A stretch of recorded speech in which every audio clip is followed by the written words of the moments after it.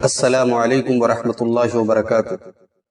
الحمد للہ رب العالمین والصلاة والسلام علی سید الانبیاء والمرسلین وعلی آلہ وصحبہ اجمعین ومن تبعہم بإحسان الی یوم الدین، اما بعد۔ محترم ناظرین، ہمارے اس فیس بک لائیو پروگرام میں آپ کا خیر مقدم ہے۔ روزانہ شام 5 بجے آپ کے سامنے اس پروگرام کے ذریعے کچھ دین کی باتیں، قرآن و سنت کی باتیں کرنے کا موقع ملتا ہے، اور الحمدللہ بہت سارے لوگ اس پروگرام کو سنتے ہیں اور فائدہ اٹھاتے ہیں۔ رب العالمین ہم سب کو کہنے اور سننے سے زیادہ عمل کی توفیق عطا فرمائے۔ محترم ناظرین، ہمارے ملک کے وزیر اعظم نے آج صبح 10 بجے کے اپنے خطاب میں یہ واضح کر دیا کہ ملک میں لاک ڈاؤن ابھی ختم نہیں ہو رہا ہے، بلکہ یہ 19 دن اور چلے گا، اور کم سے کم ابھی 3 مئی تک یہ لاک ڈاؤن بڑھا دیا گیا ہے۔ یقیناً 40 دن تک جبکہ سارے کاروبار، ساری فیکٹریاں، سارے کام دھندے سب بند ہیں، تو اس مسئلے میں لاک ڈاؤن کی وجہ سے ملک میں ایک بڑا طبقہ ایسا ہے جو روزانہ کی اپنی آمدنی اور مزدوری کے ذریعے اپنی زندگی کا خرچ چلاتا ہے۔ اس طبقے کے سامنے، اور پھر وہ غریب طبقہ جو کھاتا ہے، جو کماتا ہے وہی کھاتا ہے، اس طبقے کے سامنے بہت بڑا مسئلہ کھڑا ہو گیا ہے۔ محترم ناظرین، کورونا وائرس کی بیماری کو روکنے کے لیے اور اس کے پھیلنے کو کنٹرول کرنے کے لیے ٹھیک ہے، ہم اس بات سے بالکل راضی ہیں کہ لاک ڈاؤن ہونا چاہیے، لیکن کچھ اس میں ایسے راستے نکلنے چاہیے تھے کہ ان غریب اور ان مڈل کلاس کے لوگوں کا کیا ہوگا۔ افسوس کی بات ہے کہ حکومت کی طرف سے ایسے کوئی اطمینان بخش قدم نہیں اٹھائے گئے۔ آگے رمضان یہ بڑی آزمائش کا وقت ہے کہ رمضان کا یہ برکت والا مہینہ بھی لاک ڈاؤن کے ہی اس پیریڈ میں آئے گا۔ میری آپ سب سے پہلی گزارش تو یہ ہے کہ ہر حال میں لاک ڈاؤن کی پابندی کریں، کوئی ایسا کام نہ کریں کہ حکومت کی نظر میں وہ گڑبڑ ہو اور اس بیماری کے تعلق سے بھی وہ صحیح نہ ہو۔ تراویح کی نماز کا جہاں تک مسئلہ ہے، آپ گھروں میں چھوٹی موٹی جماعت بنا کر کے، جو گھر کے افراد ہیں، گھر میں باپ ہیں، بیٹے ہیں، اگر کوئی گھر میں حافظ نہیں ہے تو جس کو بھی قرآن تھوڑا اچھا یاد ہو وہ قرآن پڑھا کر کے تراویح پڑھا سکتا ہے۔ اگر کسی کو قرآن یاد نہیں ہے تو قرآن ہاتھ میں لے کر کے بھی تراویح پڑھی جا سکتی ہے۔ تو اللہ کے واسطے کوئی ایسا کام نہ کریں جو قانون کی نظر میں، حکومت کی نظر میں صحیح نہ ہو اور ہماری قوم پر پھر کوئی ایک نیا مسئلہ کھڑا ہو۔ ساتھ ہی ساتھ آپ یہ بھی جانتے ہیں کہ ہمارے ہندوستان کے مدارس اسلامیہ جو ہمارے لیے ریڑھ کی ہڈی کی حیثیت رکھتے ہیں، جو دین کے قلعے ہیں، ان تمام مدارس کے سفراء حضرات ہر سال رمضان میں نکلتے ہیں اور چندہ کرتے ہیں، تعاون کرتے ہیں، اور اسی تعاون اور چندے سے سارے مدارس چلتے ہیں۔ ظاہر سی بات ہے کہ لاک ڈاؤن ہے، اور ابھی یہ لاک ڈاؤن کب تک چلے گا کچھ کہا نہیں جا سکتا، تو مدارس کے سفراء آپ کے گھر نہیں جائیں گے، تو کہیں ایسا نہ ہو کہ یہ بڑے بڑے مدارس یا یہ چھوٹے چھوٹے جو دین کی حفاظت کے جو قلعے ہیں یہ بند ہونے کی کگار پہ پہنچ جائیں۔ ان مدارس کو بچانا اور ان مدارس کو قائم رکھنا اور برقرار رکھنا یہ بھی ہماری دینی ذمہ داری ہے۔ ٹھیک ہے، ابھی حالات ہمارے حق میں نہیں ہیں، کاروباری اور معاشی اعتبار سے بھی ہم پریشان ہیں۔ حالات جیسے ہی ٹھیک ہوں، ہم ان مدارس کے تعاون کو ترجیح دیں اور ان مدارس کا ہر ممکن تعاون کریں۔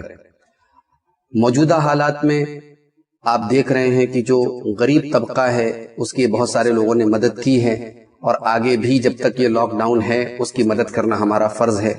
بلکہ بہت سارے ایسے لوگ ہیں جو بیچارے اب تک جن کی گاڑی کھچ گئی ہے، اب تک ان کا معاملہ چلا ہے، لیکن آگے ان کے لیے بہت مشکلات ہیں۔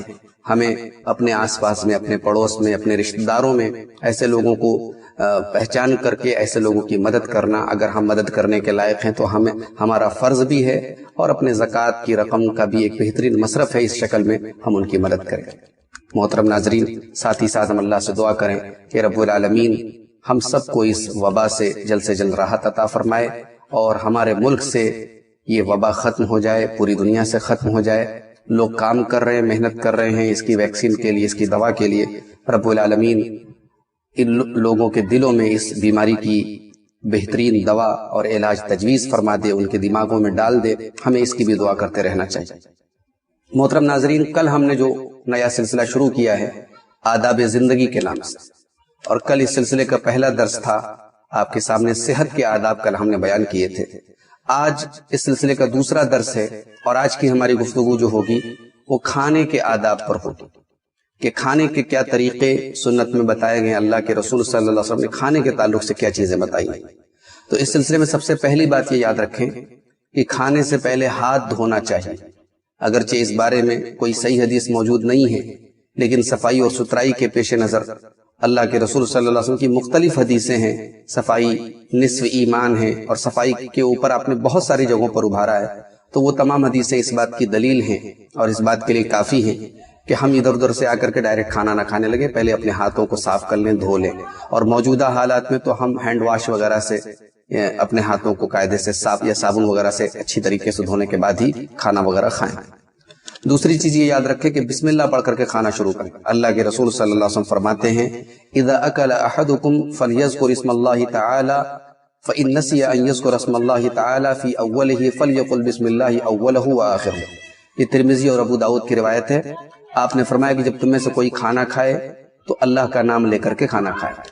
اگر کھانا کے شروع میں بسم اللہ کہنا بھول جائے تو جب بھی یاد آئے وہ یہ کہے بسم اللہ اولہ وآخرہ، یعنی اس کھانے کے شروع میں بھی اللہ کا نام لے رہا ہوں، اس کے آخر میں بھی اللہ کا نام لے رہا ہوں۔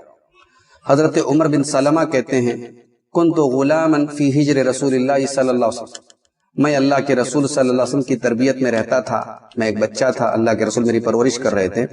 وکانت یدی تطیش فی الصحفہ، میں کھانا کھا رہا تھا، میرا ہاتھ پوری پلیٹ میں گھوم رہا تھا۔ فقال علی رسول اللہ صلی اللہ علیہ وسلم، تو اللہ کے رسول صلی اللہ علیہ وسلم نے فرمایا یا غلام سم اللہ، اے بچے اللہ کا نام لو، یعنی بسم اللہ پڑھو۔ وَقُلْ بِيَمِينِكَ، اور داہنے ہاتھ سے کھاؤ۔ وَقُلْ مِمَّا يَلِيكَ، اور اپنے سامنے سے اپنے قریب سے کھاؤ۔ یہ بخاری اور مسلم کی روایت ہے۔ تیسری سنت یہ ہے کہ ہم داہنے ہاتھ سے کھانا کھائیں۔ اللہ کے رسول نے فرمایا لا يَقُولَنَّ أَحَدٌ مِّنكُمْ بِشِمَالِهِ، تم میں سے کوئی داہنے ہاتھ بائیں ہاتھ سے کھانا نہ کھائے۔ وَلَا يَشْرَبَنَّ بِهَا، اور بائیں ہاتھ سے پانی نہ پیے۔ فَإِنَّ الشَّيْطَانَ يَأْكُلُ بِشِمَالِهِ وَيَشْرَبُ بِهَا، اس لیے کہ شیطان بائیں ہاتھ سے کھانا کھاتا ہے اور پانی پیتا ہے۔ اسی طریقے سے کنارے سے کھائیں، بیچ میں سے کھانا یہ سنت کے خلاف ہے۔ آپ صلی اللہ علیہ وسلم نے فرمایا ان البرکۃ تنزل وسط الطعام، برکت جو ہوتی ہے کھانے میں وہ کھانے کے بیچ میں نازل ہوتی ہے۔ فَكُلُوا مِنْ حَافَتَيْهِ، تو کنارے سے کھاؤ، وَلَا تَأْكُلُوا مِنْ وَسَطِهِ، بیچ میں سے مت کھاؤ۔ کھانا کھانے کے بعد کلی کرنا بھی آپ صلی اللہ علیہ وسلم کی سنت ہے۔ حضرت سوید ابن نعمان کہتے ہیں کہ صحابہ کرام اللہ کے نبی کے ساتھ مقام صحابہ میں، جو خیبر سے کچھ دوری پر ایک مقام ہے، وہاں پر تھے۔ نماز کا وقت ہوا، آپ نے نماز پڑھنے کے بعد کھانا منگوایا تو کھانا نہیں ملا، ستو ملا۔ آپ صلی اللہ علیہ وسلم نے ستو کو کھایا اور صحابہ نے بھی ستو کو کھایا۔ ثم دعا بماء، پھر آپ نے پانی منگوایا۔ فمزمز، اور آپ نے کلی کی۔ ثم صلی، پھر آپ نے نماز پڑھائی۔ وصلینا، اور ہم نے بھی نماز پڑھی۔ ولم یتوضا، آپ نے وضو نہیں کیا۔ تو کھانے کے بعد آپ صلی اللہ علیہ وسلم نے منہ کو صاف کرنے کے لیے کلی کی۔ تو کھانے کے بعد کلی کر کے منہ کو صاف کرنا یہ بھی پیارے رسول صلی اللہ علیہ وسلم کی سنت ہے۔ اگر ہم کہیں کھانا کھانے کے لیے جائیں تو ہمارا جو میزبان ہے جس کے گھر ہم کھانا کھانے جا رہے ہیں اس کے لیے دعا کرنا بھی پیارے نبی کی سنت ہے۔ حضرت انس کہتے ہیں کہ اللہ کے نبی صلی اللہ علیہ وسلم ایک مرتبہ حضرت سعد ابن عبادہ کے گھر گئے، وہ روٹی اور تیل لائے۔ فَأَكَلَ، آپ نے کھایا۔ ثم قال النبی صلی اللہ علیہ وسلم، پھر آپ نے یہ دعا پڑھی افطر عندکم الصائمون وَأَكَلَ طَعَامَكُمُ الْأَبْرَارُ وَصَلَّتْ عَلَيْكُمُ الْمَلَائِكَةُ، تمہارے یہاں تمہارے گھر پہ روزے داروں نے روزہ توڑا، نیک لوگوں نے کھانا کھایا، اور فرشتوں نے تمہارے لیے رحمت کی دعائیں کی۔ یہ پیارے نبی صلی اللہ علیہ وسلم نے دعا کی، میزبان کے حق میں یہ دعا کرنا سنت سے ثابت ہے۔ تین انگلیوں سے کھانا پیارے رسول کی سنت ہے، اگر ضرورت پڑنے پر چمچ وغیرہ سے بھی کھائیں، کوئی حرج کی بات نہیں ہے۔ لقمہ اگر کھانے کے دوران گر جائے تو اس گرے ہوئے لقمے کو اٹھا کر کے کھا لینا چاہیے۔ اناج کو اور کھانے کو ضائع نہیں کرنا چاہیے۔ پیارے نبی صلی اللہ علیہ وسلم نے کھانے کو ضائع کرنے سے منع کیا، اگر گر جائے اور اس میں کوئی ایسی گندگی وغیرہ نہ لگی تو اٹھا کے کھا لیجیے۔ حضرت انس بن مالک کہتے ہیں کہ اللہ کے رسول صلی اللہ علیہ وسلم جب کھانا کھاتے تھے لئق اصابعہ الثلاث، تو اپنی تینوں انگلیوں کو چاٹتے تھے۔ کھانا کھانے کے بعد انگلیوں میں اگر کھانا لگا رہتا تھا چاٹ جاتے تھے۔ کہتے ہیں وَإِذَا سَقَطَتْ لُقْمَةُ أَحَدِكُمْ، آپ صلی اللہ علیہ وسلم نے فرمایا کہ جب تم میں سے کسی کا لقمہ گر جائے فَلْيُمْتِ عَنْهَا الْأَذَى، تو اس میں اگر کچھ گرد و غبار لگا ہے اس کو صاف کر لے، وَلْيَأْكُلْهَا، اس کو کھا لے، وَلَا يَدَعُهَا لِلشَّيْطَانِ، اور اس لقمے کو شیطان کے لیے نہ چھوڑے۔ وَأَمَرَنَا أَن نَّسْلُتَ الْقَصْعَ، اور آپ نے ہم کو حکم دیا کہ ہم پلیٹ کو پیالی کو صاف کر لیں، قال فإنكم لا تدرون في أي طعامكم البرکہ، اللہ کے رسول صلی اللہ علیہ وسلم فرمایا تمہیں نہیں معلوم کہ کھانے کے کون سے حصے میں برکت ہے، تم نے ایک لقمہ چھوڑ دیا، ہو سکتا ہے اسی میں برکت ہو۔ یہ صحیح مسلم کی روایت ہے۔ ٹیک لگا کے کھانا نہ کھائیں، ٹیک لگا کے کھانا سنت کے خلاف ہے۔ صحیح بخاری کی روایت ہے، اللہ کے رسول نے فرمایا لا آکل وانا متکئ، میں ٹیک لگا کے کھانا نہیں کھاتا۔ کھانا کھانے کے بعد جو اللہ کے رسول سے دعائیں ثابت ہیں وہ دعائیں پڑھیں۔ اس میں سے ایک دعا ہے جو صحیح بخاری وغیرہ میں وارد ہے، آپ صلی اللہ علیہ وسلم کھانا کھانے سے فارغ ہوتے تو یہ دعا پڑھتے تھے، الحمدللہ حمدا کثیرا طیبا مبارکا فیہ غیر مکفی ولا مودع ولا مستغنى عنہ ربنا۔ اے اللہ تمام تعریفیں تیرے لیے، ایسی تعریف جو بہت زیادہ ہے، بہت برکت والی ہے، جو کبھی کافی نہیں ہو سکتی، جس کو کبھی چھوڑا نہیں جا سکتا، جس سے کبھی بے نیاز نہیں ہوا جا سکتا۔ اے اللہ تو ہی ہمارا رب ہے۔ یہ دعا پڑھیں۔ اللہ کے رسول صلی اللہ علیہ وسلم اگر دودھ کے علاوہ کوئی چیز کھاتے تھے تو ایک دعا پڑھتے تھے، اللہم بارک لنا فیہ واطعمنا خیرا منہ، اے اللہ اس میں برکت دے اور اس سے بہتر چیز ہم کو کھلا۔ لیکن آپ جب دودھ پیتے تھے تو آپ دعا کرتے تھے اللہم بارک لنا فیہ وزدنا منہ۔ دودھ آپ کو اتنا پسند تھا کہ دودھ کے سلسلے میں آپ یہ دعا نہیں کرتے تھے کہ اللہ اس سے بہتر چیز دے، بلکہ آپ دعا کرتے تھے کہ اللہ اس میں برکت دے اور مجھ کو مزید عطا فرما۔ یعنی سب سے برکت والی چیز اس دعا کے مطابق آپ صلی اللہ علیہ وسلم کی نظر میں دودھ تھی، کہ دودھ سے بہتر چیز کی آپ دعا نہیں کرتے تھے۔ کھانے کی برائی نہ کریں، کھانے کی برائی کرنا سنت کے خلاف ہے۔ حضرت ابو ہریرہ کہتے ہیں ما عاب النبی صلی اللہ علیہ وسلم طعاما قط، اللہ کے نبی صلی اللہ علیہ وسلم نے کبھی بھی کھانے کی برائی نہیں کی۔ ان اشتہاہ اکلہ، کھانا پسند ہوتا کھا لیتے، وان کرہہ ترکہ، اگر کھانا ناپسند ہوتا چھوڑ دیتے۔ کھانے میں اعتدال سے کام لیں، بہت زیادہ نہ کھائیں، بہت کم بھی نہ کھائیں۔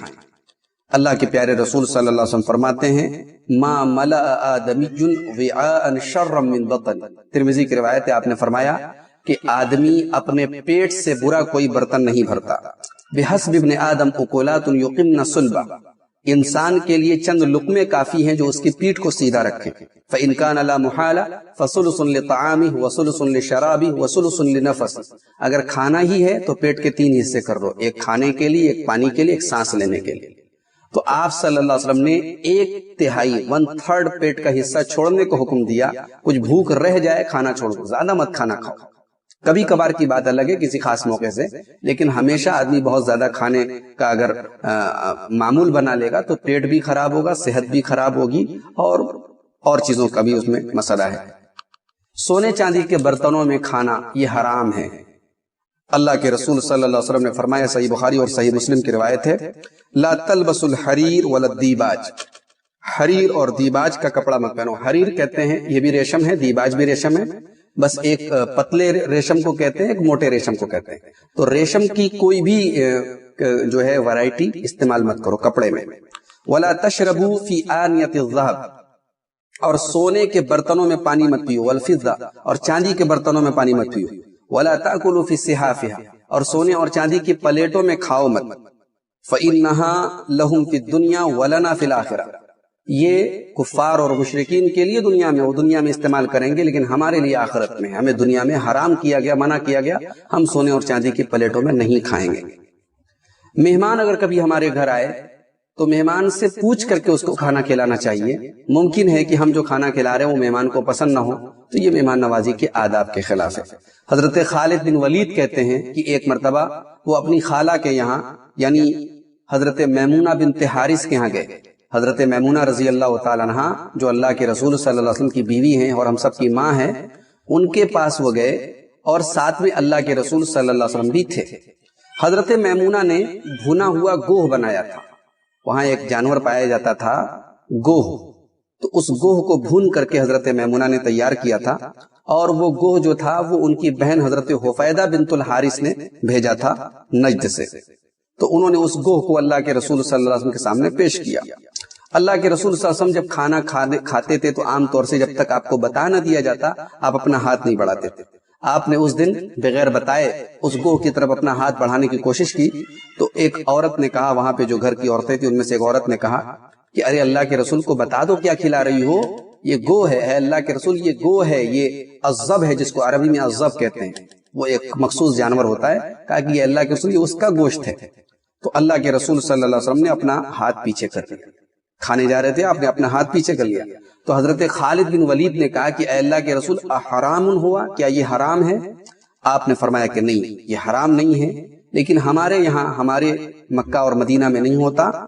فَأَجِدُنِي أُعَافِهِ، مجھے پسند نہیں ہے. تو حضرت خالد رضی اللہ تعالیٰ عنہ کہتے ہیں فَجْتَرَرْتُ، میں نے کھینچ کے اس کو اپنے پاس، میں کھانے لگا. اللہ کے رسول صلی اللہ علیہ وسلم مجھے دیکھ رہے تھے اور میں کھا رہا تھا. اس حدیث سے معلوم ہوا کہ مہمان کو ممکن ہے کہ وہ چیز پسند نہ ہو، اس کو بتا دیا جائے اور ایسی چیز کھلائی جائے جو اس کو پسند ہو. کوشش کریں کہ گھر کے سارے لوگ مل کر کے کھائیں، مل کر کے کھانے سے برکت ہوتی ہے.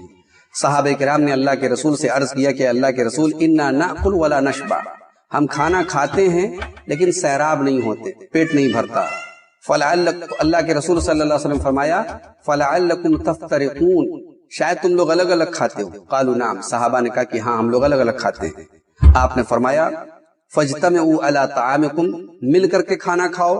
وَاذْكُرُوا اسْمَ اللَّهِ عَلَيْهِ، اور اللہ کا نام لے لیا کرو کھانا پر. يُبَارِكْ لَكُمْ فِيهِ، اللہ اس کھانے میں تمہارے لیے برکت دے گا. اسی طریقے سے بہت گرم کھانا نہ کھائیں، بہت گرم کھانا بھی سنت کے خلاف ہے. اللہ کے رسول صلی اللہ علیہ وسلم فرمایا ابردوا بالطعام فإن الحار لا برکت فیہ، کھانے کو تھوڑا ٹھنڈا کر کے کھاؤ، بہت گرم کھانے میں برکت نہیں. حالانکہ بعض چیزیں ایسی ہوتی ہیں کہ جو گرم ہی کھانے میں لطف آتا ہے تو ان کو کھانے میں کوئی حرج کی بات نہیں، لیکن اتنا گرم کھانا کہ منہ جل جائے، زبان جل جائے، اتنا گرم کھانا صحت کے اصولوں کے بھی خلاف ہے. وہی اسی کی طرف حدیث میں اشارہ ہے کہ کھانا تھوڑا ٹھنڈا ہو جانے تو اس کے بعد کھاؤ. یہ مستدرک حاکم کی صحیح روایت ہے.